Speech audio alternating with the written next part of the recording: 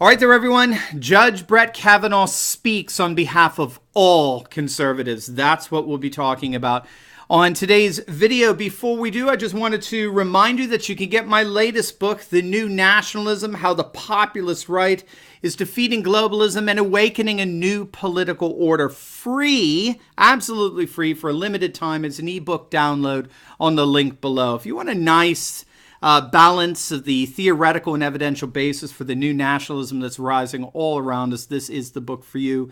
It's my gift to you for free at the link below. All right, I must say that I don't believe I've ever sat through a more riveting, more powerful, more emotionally invested speech than the one I witnessed delivered by Judge Brett Kavanaugh before the Senate Judiciary Committee. This was a speech that did not seek to justify his potential confirmation as a justice on the Supreme Court. It didn't seek to salvage what was left of his fledgling nomination. This was a speech that sought nothing short of defending his sacred honor as a man, as a husband, a father, and as a judge against the baseless, totally baseless allegations of sexual assault made against him by Dr. Christine Ford, which she said happened when they were back in high school. Now, the morning of the hearings had supposedly not gone so well for the Republicans. Christine Ford turned out to be a very compelling witness with a heartfelt and deeply tragic testimony. She was so convincing that Chris Wallace of Fox News said her testimony was a disaster for the Republicans, as it always seems to be, and for the Kavanaugh nomination. And so when Kavanaugh entered into the Senate chambers to make his statement, things looked rather bleak, to put it mildly. Now, he had provided a written copy of his opening statement the night before he was to deliver it. But then something happened when he entered that Senate hall. He took his oath, he sat down, and said that he had written another speech over the last several hours, and only one other person had seen it, I believe a clerk or something like that. He assured everyone that these words were his own. And it wasn't long after he began speaking that it appeared to tens of millions of people across the nation that these words he wrote a mere hours before were genuinely inspired. Rich Lowry of National Review said it best. Kavanaugh's 45-minute opening statement was tremendous. It was a rhetorical tour de force. It was incredibly personal. It was heartwarming. It was detailed, persuasive, and it was moving. He expressed absolutely no anger or malice towards Dr. Ford. He, in fact, affirmed that he believed that a terrible act had been perpetrated against her in the past, but he absolutely insisted that he was emphatically and unequivocally not the person who did it to her. In fact, without question, for me, the most moving moments in the entire speech was when he said that his 10-year-old daughter, as she was going to bed last night, suggested that they all pray for Dr. Ford. Kavanaugh couldn't say it without losing his composure. I wept when I saw it. In fact, he had to stop several times to choke back the tears as he stood up for the integrity of his name before that farcical Senate committee. He reiterated time and time again that Dr. Ford provided no objective evidence in the least, not in the least, to demonstrate that he had anything to do with the crime perpetrated against her.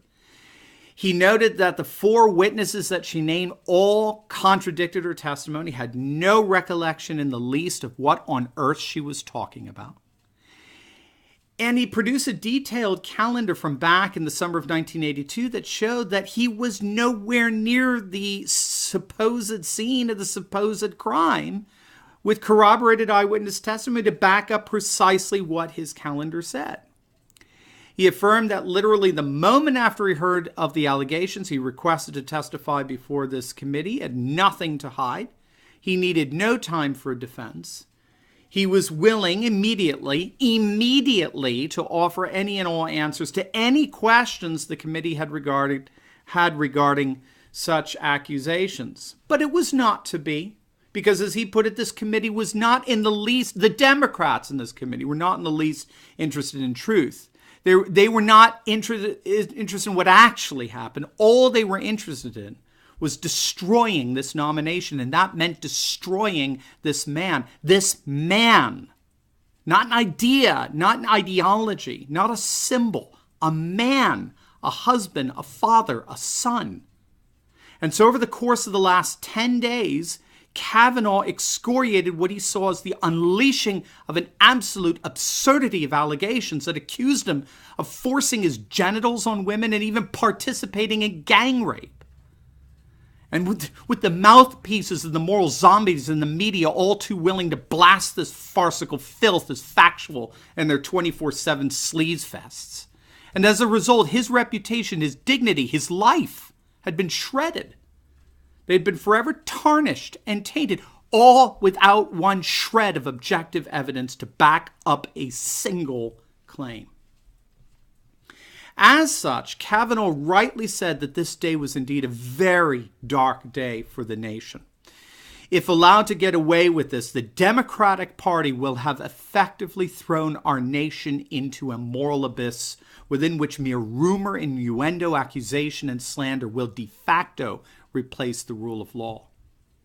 And that's why he was refusing to back down. He refused to be intimidated and threatened into withdrawing his nomination. He isn't going anywhere. He's standing up to this malicious injustice and calling it out for the sham and the other shame that it is. But more than all of the defense he mustered against Dr. Ford's allegations, it was the impact that his testimony had on conservatives all around the nation, that I believe, indeed all around the world, that most impressed me. Here's what David French had to say about it, writing for the National Review. Today, there were conservatives across the nation who choked up. Some openly wept during his testimony, not because they disrespect women, not because they excuse sexual assault, but because they also love their sons, because they are tired of being painted as evil when they're seeking to do what's right, because they want to see a man fight with honor. Now, frankly speaking, I don't care very much for David French. I found his never-Trumper commentary during the 2016 election to be rather bitter and snarky and prone to malicious exaggeration. But reading his words of support for Judge Kavanaugh made me so thankful to share this solidarity, this common ground with him. We stand together, united behind Judge Kavanaugh. And this, to me, is what Judge Brett Kavanaugh actually did in his 45-minute opening statement. He united conservatives across this nation, and I believe across the world. And he united us because he spoke on our behalf. For Judge Kavanaugh's speech embodied the very righteous anger, the noble outrage that every single conservative feels every single day living in this politically correct, cultural Marxist, secular globalist world. We're living in an age where our conservatism is constantly laughed at and mocked and impugned and ridiculed by our political and economic and media elite. We can't go to bed at night without some Colbert or Kimmel caricaturing and taunting and sneering and jeering us and desecrating our most dearly held and sacred beliefs. We can't express our beliefs out in the open without being defamed as racists and bigots and homophobes, without having the future, the actual future of employment put at risk. We can't understand why those of us who love and honor and cherish traditional marriage are branded as hate mongers and bigots. We have to listen every single day to supposedly educated people telling us about how misogynist and backward thinking we are. We simply can't make any sense of how and why the elite media are so inclined to treat any and all conservatives and conservative ideas that we care about, that we long for, that we hope in with disdain and dismissal, only to then turn around and receive liberals and their proposals, no matter how utterly and completely absurd, as thoroughly rational and worthy of consideration. We conservatives all know that if the slanderous and outrageous antics perpetuated by Democrats were done by Republicans against a Democratic nominee, there would not be a single, not one mainstream media outlet that would even give them remotely the time of day. And so Brett Kavanaugh spoke on behalf of us all. We as conservatives live out our lives as accused, constantly, of hate, bigotry, being anti-woman. We're called neo-Nazis and fascists and xenophobes. To be a conservative in this secular globalist age is to live our life constantly accused. And Kavanaugh spoke on behalf of us all. We aren't going anywhere. You can't intimidate us, and you cannot slander us and frighten us and manipulate us into silence and compliance to your own version of hate and bigotry and discrimination. I think the brilliance of Kavanaugh's testimony is that he effectively turned the tables on the Senate committee, particularly the Democrats there. They entered into that chamber thinking he was the one on trial, when in point of fact, his moving rhetorical eloquence put them on trial. He called out their farce, their honesty, their integrity, lack thereof. He called out the utter and complete and total hypocrisy of a Democrat-led sham court actually questioning his veracity.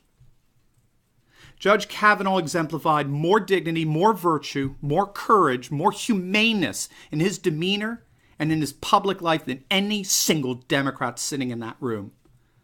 They thought he had to prove to them that he was worthy of their vote. It turned out all he proved was that they were not even remotely worthy of him. And frankly, neither are we. The integrity and decency and rectitude exemplified by Judge Brett Kavanaugh are precisely the attributes of a statesman that any nation with a semblance of a soul would be honored to be graced with as their Supreme Court justice. No matter what happens from this point forward, on behalf of all conservatives in our nation and indeed all over the world, from all of us, well done, Judge Kavanaugh. Well done.